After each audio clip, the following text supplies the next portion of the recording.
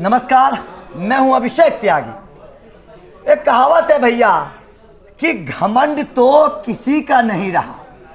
यह घमंड जनता जब तोड़ती है ना तो इंसान जमीन पर आ जाता है, चारों खाने चित हो जाता है और फिर कहीं का नहीं रहता।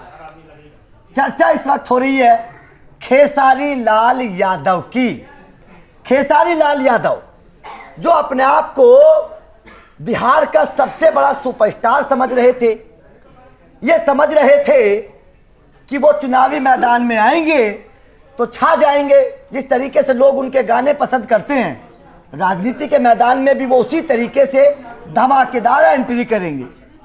लेकिन खेसारी लाल यादव ये नहीं समझ पाए कि भाई साहब, गाने बजाने की एक अलग फील्ड है और राजनीतिक फील्ड एक अलग है।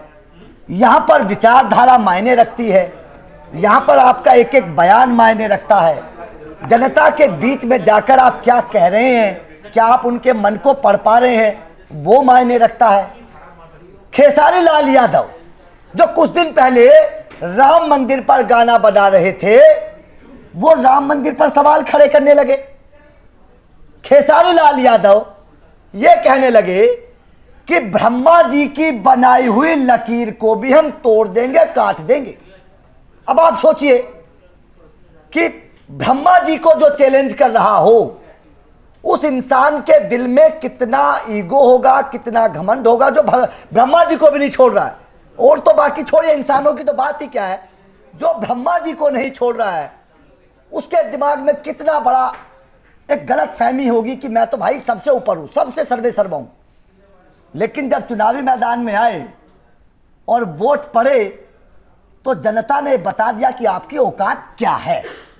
खेसारी लाल यादव को बुरी तरीके से हार मिली है, अब रो रहे हैं बेचारे।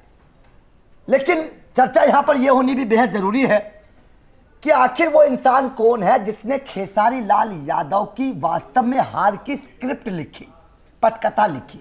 वो इंसान कौन है? क्योंकि खेसारी लाल यादव तो अपने आप को जीता हुआ मान रहे थे, उनको लग ही नहीं रहा था कि मैं हार जाऊंगा। तो किसने हरा दिया? ये अंदर की राजनीति समझनी बेहद जरूरी है। मेरे साथ पंकज सर मौजूद है, बिहार की राजनीति को बखूबी समझते हुए आए हैं। पंकज सर, खेसारी को तो बड़ी उम्मीद थी, बड़ा भरोसा था कि मैं तो 100% सीट निकालने वाला हूं। कैसे खेल हुआ? कौन कौन है इस खेसारी लाल यादव की हार के पीछे?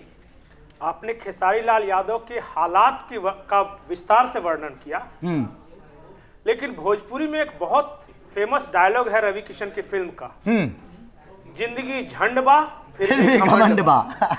और खेसारी लाल यादव के आज के हालत को देखकर कुछ कुछ ऐसा ही लग रहा है। अब खेसारी लाल यादव हारने के कोई एक कारण अगर मुझे समझ में आ रहा है तो वो है अहंकार। अहंकार, बिल्कुल। और जो व्यक्ति समझ में आ रहा है वो मैं दर्शकों पे छोड़ देता हूं कि वो कौन है।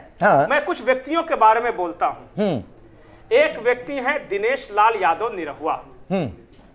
उन्होंने खेसारी लाल के लिए यदमुल्ला शब्द का इस्तेमाल किया और ये कहा कि ऐसा कोई सगा नहीं जिसे खेसरिया ने ठगा नहीं। वहां से माहौल बन गया था। बिल्कुल।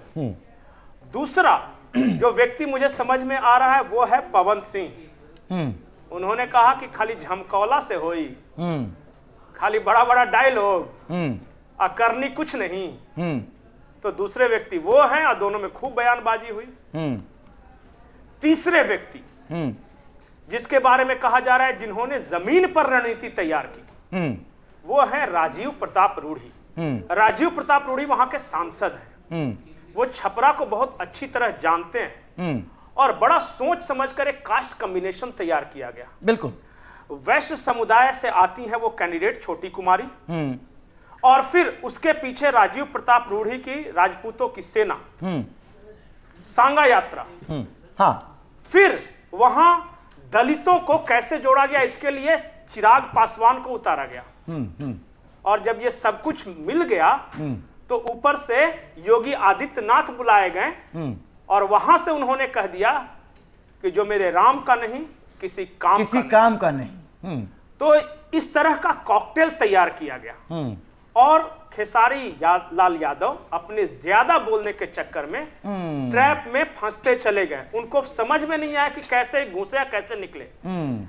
चक्रव्यूह में घुस तो गए, लेकिन सातों दरवाजा तोड़ना नहीं आता था।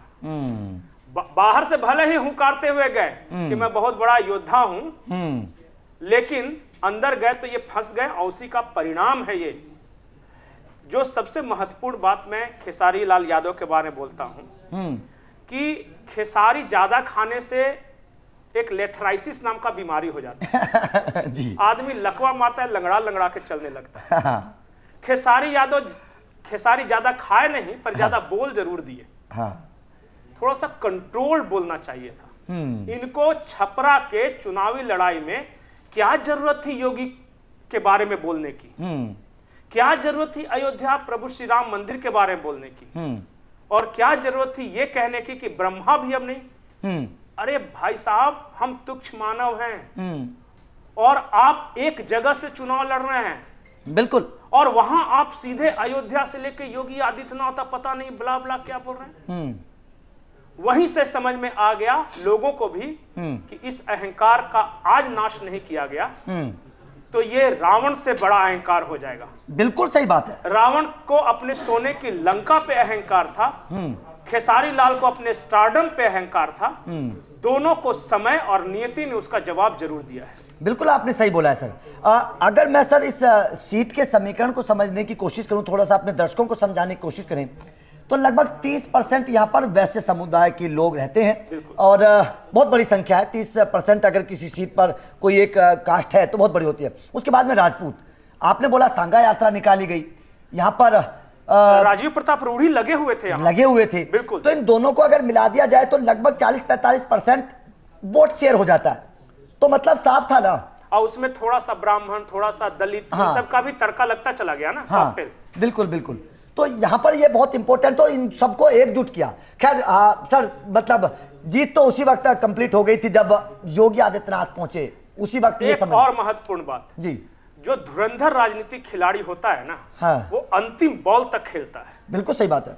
लेकिन खेसारी लाल यादव काउंटिंग सेंटर से पहले ही निकल चल पड़े। ये दिखाता है कि ये अभी राजनीतिक रूप से उतने मैच्योर नहीं हुए, और ये सिर्फ हवाई था। ये देखिए, जब निकल रहे हैं वहां काउंटिंग सेंटर से, तो कैसे अकड़ के चलना, और फिर जो बात करने का टोन।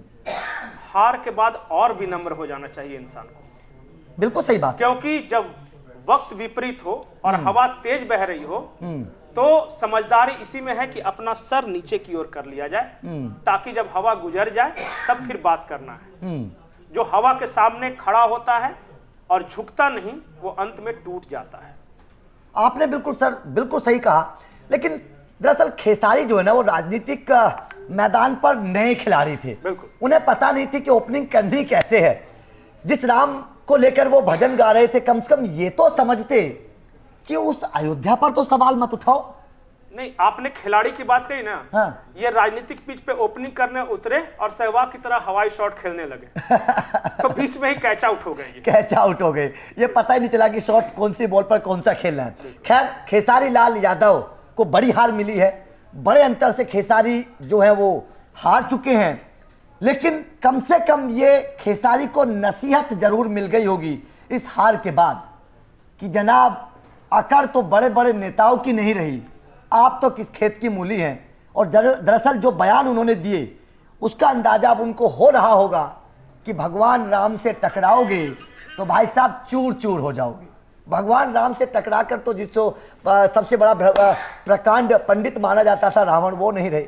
आप किस खेत की मूली हैं। खैर, आप खेसारी लाल यादव के उन बयानों को कैसे देखते हैं, आप इस हार को कैसे देखते हैं, बीजेपी को जीत बिहार में जिस तरीके से हुई, इसे आप कैसे देख रहे हैं, कमेंट करके अपनी राय जरूर दीजिएगा। बाकी बिहार चुनाव से जुड़ी हुई पल पल की अपडेट लगातार आप लोगों तक पहुंचाते रहेंगे। चैनल को सब्सक्राइब कर लेना। Thank you very much.